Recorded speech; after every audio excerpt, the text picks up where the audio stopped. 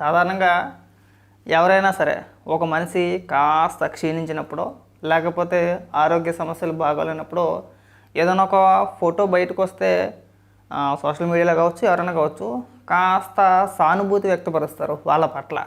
ఒకప్పుడు ఇలా ఉండేవాడు, ఇంత బ్రహ్మాండంగా ఉండేవాడు, అలాంటి వ్యక్తి ఇలా అయిపోయాడు అని చెప్పేసి అని. కానీ విచిత్రం ఏంటంటే మీకు ఇక్కడ ఒక ఫోటో పెడతాను చూడండి, కొడాలి నాని వల్లభనేని వంశీ. మనం వీళ్ళ గురించి ప్రత్యేకించి ఏం చెప్పుకోవసరం లేదు. 2019 నుంచి 24 వరకు వీళ్ళ నోటికి హద్దు అదుపు లేకుండా ఇష్టానుసారంగా ఇంకా మా అంత మొగోడు ఇంక ఈ రాష్ట్రంలో ఇవుడు లేడు. మేము తలుచుకుంటే ఏదన్నా చేయగలం. అవసరమైతే చంద్రబాబు నాయుడు గారిని తిట్టగలం, కొట్టగలం. కొడాలి నాని అయితే ఒకానొక స్టేజ్లో నేను చంద్రబాబు నాయుడు గారిని కొడతాను అని కూడా మాట్లాడాడు ఇష్టానుసారంగా. అలాగే వల్లభనేని వంశీ గురించి మనం ప్రత్యేకించి చెప్పుకోవసలా. ఇవాళ వీళ్ళ పరిస్థితి చూసారు ఏమైపోయిందో. అంటే అధికార మదంతో విర్రవీగిపోతే పైన భగవంతుడైన కూడా ఉంటాడుగా, చూస్తూ ఉంటాడుగా. ఎవరిని ఎలా అనగదీయాలో అలా ఖచ్చితంగా అనగదీస్తాడు. దానికి ప్రత్యక్ష ఉదాహరణ మాత్రమే 2 ఫోటోలు. అంటే వీళ్ళిద్దరు అన్నమాట, 2 ఫోటోలు కాదు వీళ్ళిద్దరు. నేను ఎందుకు ప్రత్యేకించి వీళ్ళ గురించి వీడియో చేస్తున్నానంటే నాకు స్టార్టింగ్లో ఈ ఫోటో చూసిన తర్వాత ఆశ్చర్యం వేసింది. గతంలో అంటే వీళ్ళు మాట్లాడినప్పుడు ఫోటోలు, ఈ ఫోటో 2 పక్కన పెట్టి చూస్తే అసలు ఇద్దరికి కూడా ఎక్కడ కూడా పొంతన లేదు. ఆల్రెడీ ఆల్మోస్ట్ వల్లభనేని వంశీ రూపురేఖలే మారిపోయినాయి. లిటరల్గా గతంలో కానీ మనం చూసి ఉండకపోతే ఈ వ్యక్తి వల్లభనేని వంశీ అంటే ఎవడు నమ్మేవాడు కాదు. ఇక మా బూతులోడు కొడాలి నాని గురించి మనం ప్రత్యేకించి చెప్పుకోవసరం లేదు. గతంలో విపరీతంగా రెచ్చిపోయాడు. ఇవాళ అరెస్ట్ భయంతో ఆ బెల్ట్ ఏదైతే ఉందో, ఆ గుండెల దగ్గర వేసుకున్న బెల్ట్ ఏదైతే ఉందో అది తీస్తే ఎక్కడ అరెస్ట్ చేస్తారన్న భయంతో అది వేసుకుని తిరుగుతున్నాడు. మీకు అర్థమైంది కదా. నేను అందుకే చాలా సందర్భాల్లో చెప్తూ ఉంటాను, అధికార మదంతో విర్రవీగిపోకూడదు. జగన్మోహన్ రెడ్డి వెనకాతలో ఉన్నాడు అని చెప్పేసాను, లేదంటే ఇంకొకటి ఎవడైనా సరే మనకి వెనకాతలో ఉన్నాడని చెప్పేసాను ఇష్టానుసారంగా మాట్లాడితే వీళ్ళు ఉన్నా లేకపోయినా పైన భగవంతుడు చూస్తూ ఉంటాడు కదా. మన పరిస్థితి ఏమైపోయిందో చూశారు కదా ఇవాళ. కనీసం నాకు అక్కడే చిన్న ఫీలింగ్ ఏం కలిగిందంటే ఎవడో కూడా వీళ్ళని అయ్యో పాపం కూడా అనట్లా. ఎక్కడైనా సరే సోషల్ మీడియాలో ఇవాళ ఈ ఫోటో ఎప్పుడైతే బయటకు వచ్చిందో అప్పటి నుంచి కూడా విపరీతంగా ట్రోల్ చేస్తున్నారు. మామూలుగా ట్రోల్ చేయట్లా. నాకు ట్రోల్ చేసే ఉద్దేశం లేదు కానీ చెప్పే ఉద్దేశం మాత్రమే. వీళ్ళిద్దరనే కాదు, బోరుగడ్డ అనిల్ గారిని చూసుకోండి. ఆడైతే కనుమరుగా ఇప్పుడు ఆడు ఇంచుమించు ఇప్పుడు కొడాలి నాని ఏ పర్సనాలిటీ అయితే ఉందో ఆ పర్సనాలిటీకి వచ్చాడు. అలాగే ఇంకా కొంతమంది ఉన్నారు భయంకరంగా బూతులు తిట్టి రెచ్చిపోయిన వ్యక్తులు.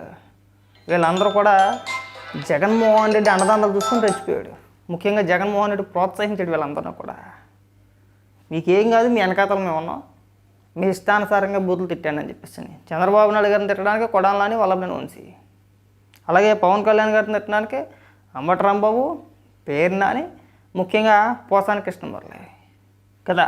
అన్యాయంగా వీళ్ళు పాలసీల ప్రకారంగా వీళ్ళు మాట్లాడితే వీళ్ళ 5గురు, ఇప్పుడు చెప్పిన 5గురు ఎవరైతే ఉన్నారో వీళ్ళు పాలసీలు పక్కన పెట్టి విధానాల గురించి మాట్లాడడం మనిషి పవన్ కళ్యాణ్ గారి వ్యక్తిగత జీవితం గురించి, ఆయన పెళ్ళిళ్ళు చేసుకున్నాడని చెప్పేసి అని డైరెక్ట్గా జగన్మోహన్ రెడ్డే, వీళ్ళ దాకెందుకు జగన్మోహన్ రెడ్డే ముఖ్యమంత్రి హోదాలో పెద్ద పెద్ద సభలు పెట్టుకొని చిన్న పిల్లల్ని అక్కడ కూర్చోబెట్టి, ఉదాహరణకి అమ్మఒడి అని చెప్పేసి ఒక కార్యక్రమం పెట్టుకొని ఆ కార్యక్రమానికి స్కూల్ పిల్లలకి సెలవులు ఇచ్చేసి మరి, అంటే మనం ఇచ్చే 15,000 రూపాయలకి 15,000 కూడా కాదు 13,000 రూపాయలకి, ఆ 13,000 రూపాయలు ఇవ్వడానికి స్కూల్కి సెలవులు ప్రకటించి బస్సులు పెట్టి, పైగా స్కూల్ బస్సులే, పైగా ఏదైనా ఒక సభ జరుగుతున్నప్పుడు పలానా ప్రాంతంలో సభ పెట్టుకుంటారు కదా, రాష్ట్రం నలువైపుల నుంచి ఏ సభ జరిగినా సరే అక్కడికి రాష్ట్రం నలుమూలల నుంచి కూడా విద్యార్థులు రావాల్సిందే.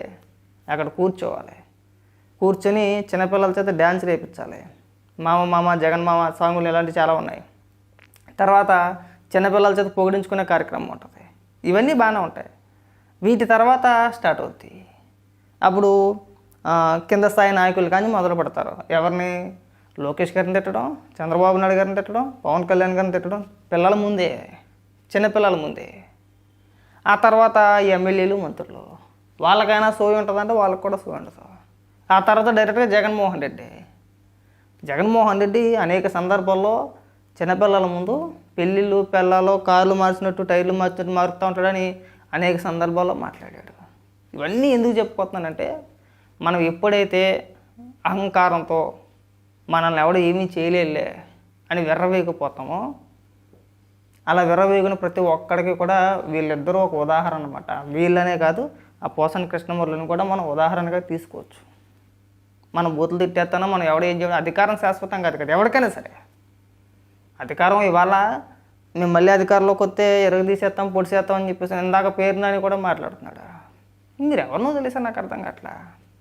ఇప్పుడు వల్లభనేని వంశీ అమాయకుడు కాదు, సుధపోస కాదు. ఒక కిడ్నాప్ కేసు ఉంది, ఇళ్ళ పట్టాల కేసు అయితే మీరు పెట్టింది. మీరు అధికారంలోకి వచ్చిన తర్వాత వల్లభనేని వంశీ పైన కేసు పెట్టాడు, మీరు పెట్టిన కేసే అది. ఇంకా తెలుగుదేశం పార్టీ ఆఫీస్ని తగలబెట్టేసారు, అదొక కేసు. ఎందులో అన్యాయంగా అక్రమంగా అరెస్ట్ చేశారు వల్లభనేని వంశీని నాకు అర్థం కావట్లా. మళ్ళీ మేము వస్తే ఎరగదీసేస్తాం, ఎవరిని వదిలేశారు? తెలుగుదేశం నాయకులు కానించి కార్యకర్తల వరకు ఎవరిని వదల. మమ్మల్ని వదిలేశారా? అక్కడ దాకా వద్దు, నాయకుల వరకు వద్దండి, కార్యకర్తలైన మమ్మల్ని వదిలేశారా? 70 ఏళ్ళ వయసున్న రంగనాయకమ్మ గారిని వదల. ఒక చిన్న పోస్ట్ సోషల్ మీడియాలో ఎల్జీ పాలిమర్స్కి సంబంధించి ఒక ఘటన జరిగితే కొంతమంది చనిపోతే ఆ ఘటనకు సంబంధించి ముఖ్యమంత్రి గారిని ప్రశ్నిస్తూ ఒక చిన్న పోస్ట్ ఆవిడ వేసింది కూడా కాదు, షేర్ చేశారు. ఆవిడ 70 ఏళ్ళ వృద్ధురాలని కూడా చూడకుండా అపరాత్రులను లేకుండా తీసుకెళ్ళారా? మమ్మల్ని వదిలేశారా? నేను జగన్మోహన్ రెడ్డి సంబంధించి ఒక వీడియో చేశానని చెప్పేసి నన్ను అరెస్ట్ చేశారు, 3 రోజులు ఇప్పుడు అటు నుంచి తీపించేటని చెప్పేసి. తర్వాత వెంకట్ అని చెప్పేసి విజయవాడ అర్ధరాత్రులు వెళ్ళి తలుపులు పగలగొట్టి లైట్లు పగలగొట్టి వాళ్ళని అరెస్ట్ చేసి పోలీసుల చేత కొట్టించారు. తర్వాత బుబ్బు రంగలరావు, బీవీఆర్ చెప్పుకుంటా పోతే, నాయకులు కాదు నేను చెప్పేది, కార్యకర్తలు చెప్పుకుంటా పోతే లిస్టు చాలా పెద్దదే ఉంటుంది. ఎవరిని వదల, మహిళలని చూడాల, చిన్నపిల్లలని చూడాల, వాళ్ళు ఉన్న పరిస్థితి ఏంటని చూడాల. జగన్మోహన్ రెడ్డికి వ్యతిరేకంగా ఎవరు మాట్లాడినా, ఎవరు ఒక చిన్న పోస్ట్ వేసినా సరే మా మీద కేసులు పెట్టి 5 ఏళ్ళు మమ్మల్ని చిత్రహింసలు పెట్టేశారు కదా. 5 ఏళ్ళు మాకు లిటరల్గా నరకం చూపించేశారు. మమ్మల్ని వదలా. మీరు 5 ఏళ్ళు మమ్మల్ని వదిలేసి ఏదో మేము జగన్మోహన్ రెడ్డి హయాంలో ఫ్రీగా వదిలేసాము, మాట్లాడుకోనివ్వండిలే, ప్రజాస్వామ్యంలో అందరికీ మాట్లాడే హక్కు ఉంటుందని చెప్పేసి మేము వదిలేసి వాళ్ళు వచ్చి శుద్ధపోసం మాటలు చెప్తున్నారు. కానీ ఎవరిని వదిలేసారా నాకు అర్థం కావట్లా. సోషల్ మీడియాలో మిమ్మల్ని ఎవరైనా ప్రశ్నించిన వదిలేసారా? ఎవరిని వదలా. మీ దాటికి భయపడి కొంతమంది మళ్ళీ కనబడడం మానేశారు. వీడు ఏం చేస్తాలని చెప్పేసి కొంతమంది మాట్లాడడం కంటిన్యూ చేశారు అంతే. కానీ వాళ్ళు వచ్చి అసలు మీరు ఏమీ చేయలేదంటే, మేము ఎవరిపైన కేసులు పెట్టలేదు, వీళ్ళని అరెస్ట్ చేసాము అంటే వీళ్ళని వేధించేస్తున్నారు వచ్చిన తర్వాత అంటే వాళ్ళ అమాయకులు కాదు, మీరు శుద్ధపోసలు కాదు. ఎవరిని కూడా ఇక్కడ తక్కువ అంచనా ఏ వేయలేం. కాబట్టి ఏంటంటే వల్లభనేని వంశీ పైన, కొడాల నాని పైన సానుభూతి మీకుంటే మీకు ఉండొచ్చేమో, కానీ రాష్ట్ర ప్రజలు ఎవరికి కూడా వీళ్ళిద్దరిపైన సానుభూతి కానీ అయ్యో పాపం అని కానీ ఎలాంటి జాలి దయ లాంటివి లేవు. మీరు అది బాగా గుర్తుపెట్టుకుంటే బాగుంటుంది. ఏదో పైకి ఇలా అయిపోయారు కదా, కనీసం ఎప్పుడైనా సరే సింపతి సంపాదించుకుందాం అని మీరు అనుకొచ్చేమో, కానీ ప్రజలెవరు కూడా అలా అనుకుంటా.